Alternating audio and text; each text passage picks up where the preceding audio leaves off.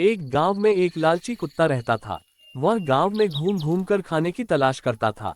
वह इतना लालची था कि उसे जितना भी खाने के लिए मिलता था उसे कम ही लगता था। गांव के दूसरे कुत्तों के साथ पहले उसकी अच्छी दोस्ती थी, लेकिन उसकी इस आदत की वजह से सभी उससे दूर रहने लगे। लेकिन उसे कोई फर्क नहीं पड़ा, उसे सिर्फ अपने भाईजन से मतलब था। कोई ना कोई आते जाते उसे खाने के लिए कुछ न कुछ दे ही देता था। उसे जो खाने को मिलता उसे वो अकेले ही चट कर जाता। एक दिन उसे कहीं से एक हड्डी मिल गई। हड्डी को देखकर उसकी खुशी का ठिकाना न रहा। उसने सोचा कि इसका आनंद तो अकेले ही लेना चाहिए।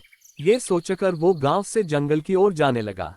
रास्ते में वह पुल के ऊपर से नदी पार कर रहा था, तभी उसकी नजर नीचे नदी के ठहरे हुए पानी पर पड़ी।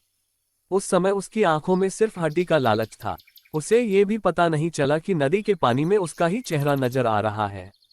उसे लगा कि नीचे भी कोई कुत्ता है जिसके पास एक और हड्डी है। उसने सोचा कि क्यों न उसकी भी हड्डी छीन लूं, तो मेरे पास दो हड्डियां हो जाएंगी। फिर मैं एक साथ दो हड्डियों के मजे से खा सकूंगा। ऐसा सोचकर वह जैसे ही पानी में कूदा, उसके मुंह से हड्डी सीधे नदी में जा गिरी। मुंह से छुटकर हड्डी के पानी में गिरते ही कुत्ते को होश आया और उसे अपने किए पर पछतावा हुआ। कहानी से सीख। इस कहानी से हमें ये सीख मिलती है कि हमें कभी भी लालच नहीं करना चाहिए। लालच करने से हमारा ही नुकसान होता है।